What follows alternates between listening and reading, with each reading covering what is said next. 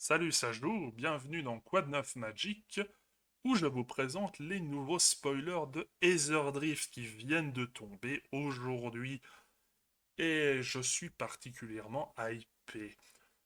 Dans l'extension, nous avons beaucoup de véhicules, quelques montures également, parce que c'est une course à travers trois plans du multivers. On a Avishkar, qui est le nouveau nom de Kaladesh, nous avons Amonkhet et Muraganda qu'on n'a jamais visité pleinement, autrement que par des extensions ici et là, enfin des cartes par ici et là.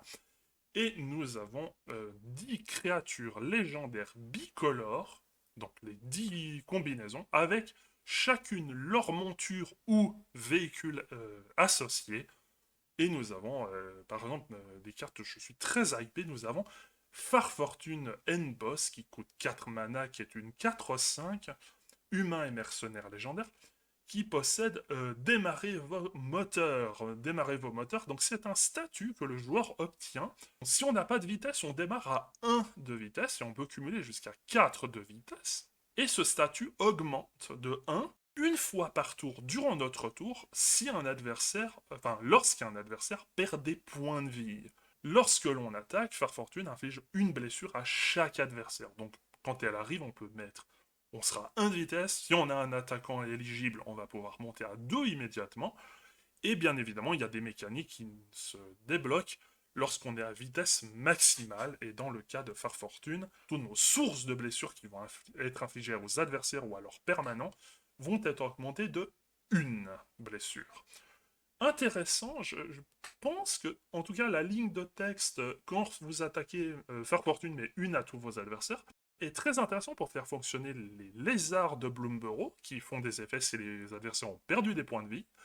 Dans la même idée, il y avait les vampires de chasse de minuit, qui fonctionnent aussi de la même sorte. Et il y a également la soif de sang, qu'on n'a pas vu depuis un moment, qui permet aux créatures qui arrivent en jeu d'arriver avec un nombre de marqueurs plus un égale à la soif de sang, si un adversaire a subi des blessures durant le tour. C'est un peu plus spécifique que les vampires et les lézards, mais ça reste la même idée, sachant que Farfortune inflige des blessures. Je pense qu'il y a sincèrement de quoi creuser la question avec un tel commandant, et je suis particulièrement intéressé par ce commandant. J'ai hâte de pouvoir bidouiller des decklists sur des sites comme Archidekt ou Moxfield, etc. Quand les cartes seront disponibles sur ces sites-là. Et en plus, Farfortune en version borderless, plus je la regarde, plus elle me fait penser à un personnage de Borderlands. Il y a vraiment un petit côté, je sais pas si vous pensez qu'il y a un petit côté, mais je trouve que ça match bien, étonnamment.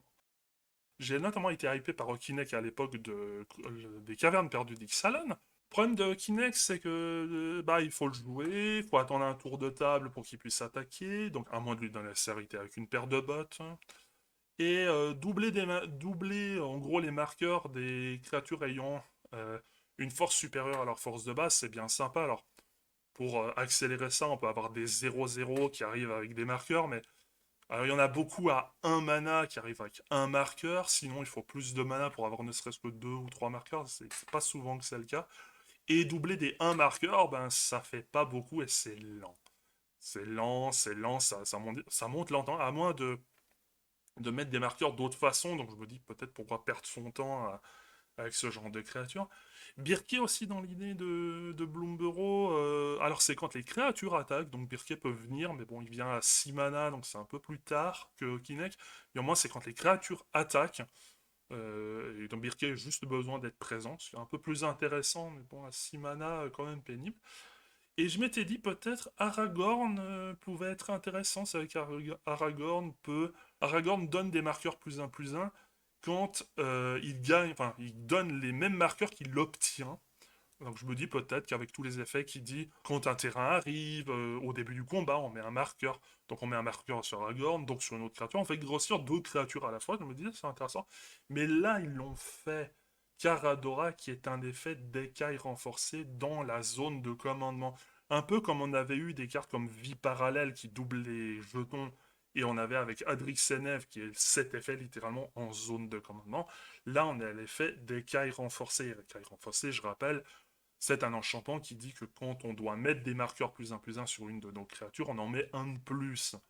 Et bien là, on a la même chose pour les créatures et les véhicules que l'on contrôle, parce qu'évidemment, Caradora fonctionne aussi avec les montures.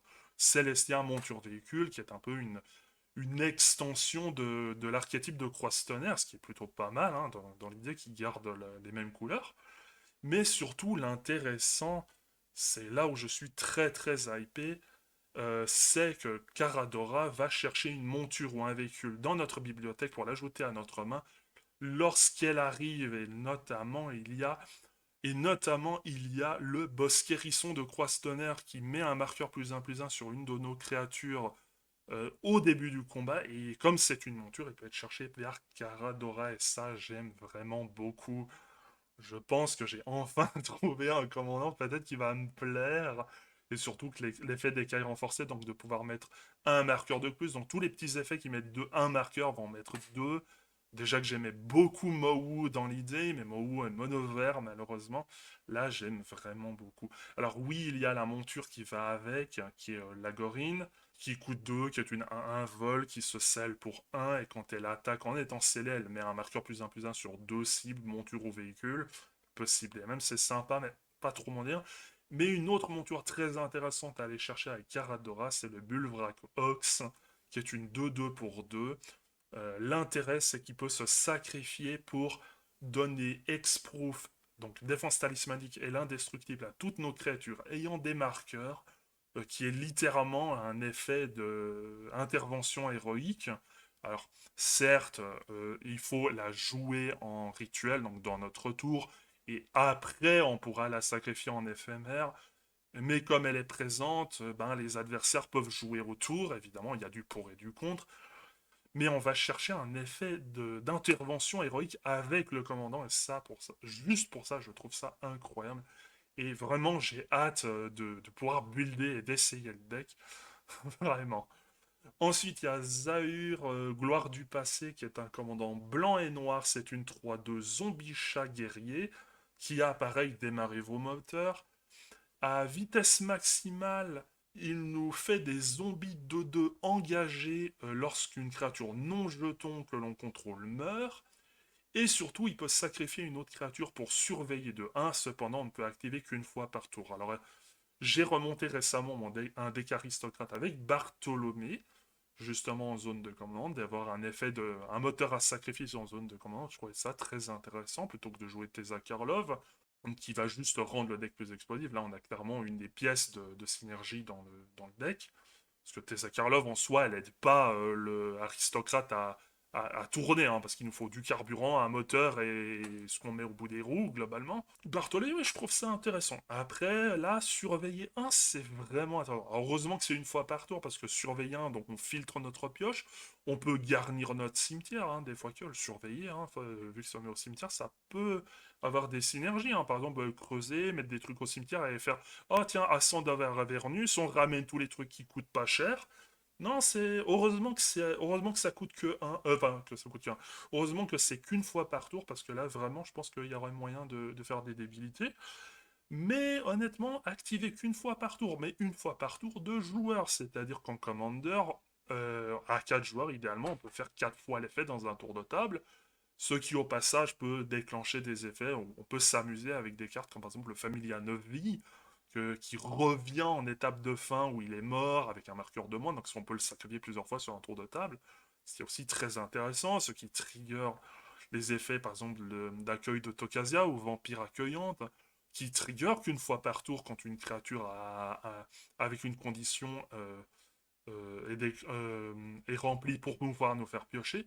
Donc là, avec ce genre de carte, on veut plutôt sacrifier qu'une fois par tour de joueur. Donc en vrai, Zahur, il est peut-être pas si inintéressant que ça dans l'idée. Ce serait intéressant. Et surtout d'avoir un effet un peu à la Pawn of Ulamog, qui nous crée des jetons sur la mort des créatures non jetons. C'est intéressant. Je pense qu'il y a moyen que je remplace Bartholomé par Zahur. Il faudra voir, faudra essayer, et surtout la full art. Oh, la full art, elle est magnifique en plus. Je connais quelqu'un qui va être déçu de voir ce Zahur en blanc-noir Parce que bah, les chats, il aime beaucoup ces léonins très musclés, etc. Je t'embrasse, Nuxorb. Et évidemment, bah, les gens qui me connaissent, hein, je suis un joueur IZ, même si je joue beaucoup Celestia aussi. Mais le capitaine Howler, qui est un requin et pirate, je trouve vraiment la carte vraiment magnifique. La full art est magnifique, mais même la version de base, l'illustration, la posture qu'il a me fait beaucoup penser à l'illustration de Par ordre de l'amiral, qui est un contresort qui coûte 3, mais qui coûte que 1 si on a déclaré un attaquant dans le tour, une carte que j'aime beaucoup, qui est quand même assez situationnelle, mais que j'aime beaucoup. Vraiment, il y a un peu la même vibe dans l'illustration, j'adore en plus, moi, c'est une carte qui est associée aux pirates, hein, en général, c'est Kixalan, c'était très pirate, le premier Kixalan avec le, etc. Et donc là, nous avons une 5-4 pour 4 mana en bleu-rouge qui a Ward 2 mana générique et 2 points de vie. Donc quand même... Alors bon, 40 points de vie en commander de base, c'est beaucoup. Payer 2 points de vie, c'est pas grave, mais plus la game va avancer, moins on aura envie de payer 2 points de vie, hein, potentiellement. Et le truc intéressant, c'est que... Alors dans un pirate, il faudrait jouer beaucoup d'effets, par exemple, de frisson de probabilité. Dans mon deck, j'en ai pas beaucoup, donc je pense qu'il va pas rentrer dans le pack, ou à moins qu'il faut que je revoie les cartes de pioche, mais chaque fois qu'on se défausse d'une ou plusieurs cartes, une créature ciblée gagne 2 de force jusqu'à la fin du tour, pour chaque carte qu'on a défaussée de cette manière, et on donne également la capacité pour le tour à la créature que quand elle inflige des blessures de combat à un joueur, on pioche une carte, ce qui est vraiment intéressant, et ce qui est justement la subtilité, ce n'est pas target créature que l'on contrôle. Donc oui, on peut très bien mettre l'effet sur des petites créatures évasives, comme par exemple le marin spectral, ou des petites 1-1 bloquables pour 1, évidemment, histoire d'aller taper un peu plus fort et piocher une carte au passage. Mais surtout, quand l'adversaire A attaque l'adversaire B et fait «Ah, c'est bon, nos blocs, attention avant les blessures, un petit frisson de probabilité, je défausse une carte pour en piocher deux, je mets un 2 de force sur la créature qui n'est pas bloquée, elle tape de 2 de plus, et nous on pioche une carte, et ça a l'air vraiment très intéressant à faire. Et en plus, le véhicule qui lui est associé, qui est son vaisseau, vraiment très intéressant. 3-3 pour 3 en bleu-rouge avec la menace et qui se pilote pour 1. Alors bon, c'est pas le plus important. Mais chaque fois qu'on attaque, on pioche une carte, puis on se défausse d'une carte. Donc ce qui est en parfaite synergie avec le requin pirate, avec le Captain Howler évidemment. Ça fonctionne plutôt bien. Et là, je dis oui, sachant qu'en bleu, on a Fabricate qui peut aller nous tuto un artefact dans notre deck pour 3 mana. Donc clairement, oui, là, c'est un grand oui, totalement. Et bien évidemment, nous avons la Chandra Spark Hunter qui peut aller avec, hein, dans l'idée. Chandra qui coûte 4 mana, qui arrive avec 4 de loyauté. Au début du combat de notre tour, jusqu'à un véhicule ciblé que l'on contrôle devient une créature artefact avec la célérité, donc pas besoin de piloter, ce qui est plutôt pas mal. Son plus 2 nous permet de sacrifier un artefact ou de défausser une carte pour en piocher une, donc parfait, du coup une synergie avec Captain Howler. Son 0 nous permet de créer un véhicule 3-2 avec pilotage 1. Premier jeton de véhicule du jeu qui arrive avec Chandra notamment. Et le -7, on a un emblème qui nous donne, qui nous fait l'effet d'une foudre lorsqu'un artefact arrive sous notre contrôle. Bon, le -7, honnêtement, faut pas trop regarder. Mais rien que le +2 de dire je vais défausser une carte pour en piocher une, pour trigger Captain Howler, déjà c'est pas mal. Mais surtout de sacrifier des artefacts. Tous les jeux, jetons sang, trésors, nourriture, etc., les indices, là ça devient +2, je sacrifie un de ces jetons que j'ai à plus savoir quoi faire pour piocher une carte. Là, je trouve ça très intéressant. Et dans un jeu véhicule avec du rouge, elle va être très très bien de pouvoir dire j'ai un véhicule qui attaque quoi qu'il arrive. Évidemment, il y a beaucoup de cœurs qui ont été dévoilés, ne serait-ce qu'aujourd'hui, et là on en a pour toute la semaine. Je ne sais pas si je fais d'autres vidéos, on verra. Mais en tout cas, pour les gens qui aimaient bien le cycle des terrains de Dustmourne, eh ben, nous avons la suite. Nous avons le cycle ennemi qui sort enfin. Et ces terrains existent en version full art également pour ceux qui veulent les obtenir. Nous avons un cycle de terrain monocolore qui ont tous le même effet, qui rentrent engagés, sauf si on a une monture ou un véhicule, qui s'engage pour un mana de leur couleur. Et pour 2 manas, dont un de leur couleur, s'engager et se sacrifier, il crée un pilote qui peut piloter les véhicules et monter les montures, enfin, qui peut sceller les montures, comme s'ils avaient 2 de force de plus. Donc c'est comme les pilotes de Kamigawa, mais en version plus forte, parce que ça fonctionne aussi avec les montures. Et nous avons aussi des magnifiques terrains full art avec le point de vue du pilote. Alors autant les illustrations, c'est pas mon délire, mais j'aime beaucoup l'idée d'avoir le point de vue dans le cockpit du pilote. Donc on voit les bras, le volant, le reste de la carlingue de l'avant. Vraiment, j'aime beaucoup l'idée là, vraiment, de ce côté, de ce point de vue-là. Vraiment très très cool. Ça, c'était. Je pense que ça, c'était une idée à ne pas rater pour l'extension. Ensuite, ici et là, on a un véhicule qui nous fait penser à Muldrifter, qui est le Muldrifter pour 5 mana. On pioche 2 cartes quand il entre au jeu, sur une 3 de vol. Alors, qui se pilote pour 3. Petite référence. En plus, on peut bien distinguer sur l'illustration que c'est un Muldrifter en artefact, du coup, qui ressemble un peu au Top Terre de Kaladesh. Bien évidemment, nous avons des nouveaux dieux qui sont arrivés avec Aetherdrift, vu qu'on visite un enquête. On a Azoret qui est de retour, qui est une 5-3 pour 2 mana, dont un rouge, avec l'indestructible et la célérité, comme l'ancienne Azoret. Avec démarrer vos moteurs. Elle ne peut attaquer ni bloquer que si on a vitesse maximale. Alors évidemment, hein, parce qu'une 5-3 pour 2 mana, faut bien s'attendre à ce qu'il y ait un contre-coup. Mais ce qui est intéressant, pour un mana et s'engager, la créature ciblée avec 2 de force ou moins que l'on devient imbloquable pour le tour, ce qui est toujours intéressant pour les côtés, les decks un petit peu agressifs, etc. On pense notamment à Arabelle, qui j'aime bien les petites créatures, surtout Arabelle, on a envie qu'elle survive, donc là ça va être particulièrement dans ce genre de deck, plutôt une bonne idée. L'autre dieu qui est dévoilé pour le moment, c'est Sapsunan, qui est un dieu simique, qui est un dieu grenouille, qui est une référence à l'enchantement Luxa, qui en gros fait un tour sur deux, faisait un effet par rapport à un marqueur. Là, nous avons une 6-6 pour 5 piétinement portée indestructible, qui ne peut attaquer ni bloquer, sauf si elle a un nombre pair de marqueurs sur elle, sachant que 0 est pair. Et au début de notre première phase principale, on lui met un marqueur +1/+1. Et si elle a un nombre de marqueurs impair, on pioche 2 cartes. Ce qui fait que, ben, tout simplement, on va la mettre une 6-6. On a une 6-6 portée pour bloquer. À notre prochain tour, on a une 7-7. On piochera 2 cartes. Elle ne pourra pas bloquer, mais elle pourra pas attaquer non plus. Mais on est en simique. En simique, il y a moyen de proliférer très facilement. Imaginez juste un sage de l'évolution. On pioche nos 2 cartes, c'est une 7-7, on lande, on prolifère, elle passe à 2 marqueurs, elle peut attaquer, et on recommence au tour d'après. On peut faire ça avec des sorts non créatures, avec par exemple le Laser Fluxchannler, le Fluxchannler, pardon. On peut faire ça avec la marée inexorable, qui suffit juste de lancer un sort pour proliférer. Non, il y a moyen de creuser la question à ce niveau-là. Désolé pour la chaise, hein, elle est chiante là, elle grince. Donc dans l'idée, on a des trucs très très intéressants. Normalement, il y a encore un dieu qui doit arriver, un dieu lion qui a été montré dans les ambiances du plan, de qu'est-ce qui s'est passé un peu avec le temps, notamment sur un enquête.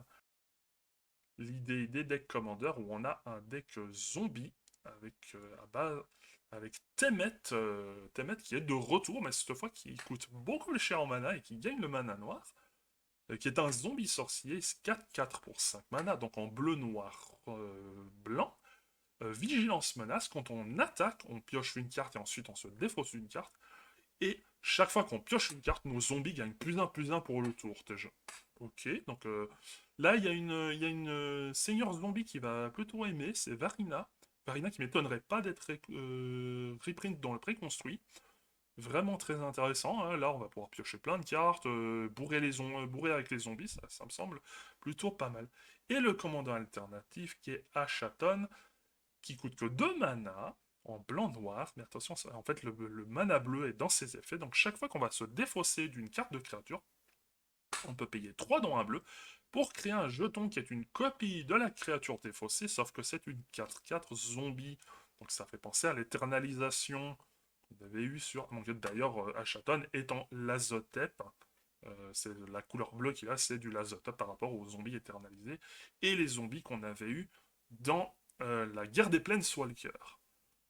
À mon avis, Ashaton va être beaucoup plus intéressant parce que Temet, en vrai, bon, c'est assez passif, bon, ça fait sculpter la main, ça buff les zombies, mais il n'est pas non plus incroyable, franchement. Je pense que Ashaton a quand même plus de potentiel de dire, ben, je vais faire des effets de loot, je vais défausser des dingueries, je vais en faire des 4-4 zombies, faire des gros effets de TB, etc. Donc, Ashaton, à mon avis, beaucoup plus de potentiel, hein, à mon avis. Ben, je suis un peu déçu pour le coup parce que Temet, j'aime beaucoup le commandant, j'aimais beaucoup l'ancien notamment. Mais pour son design de dire ben je coûte pas cher, tu me le gères, c'est pas grave, je l'embaume.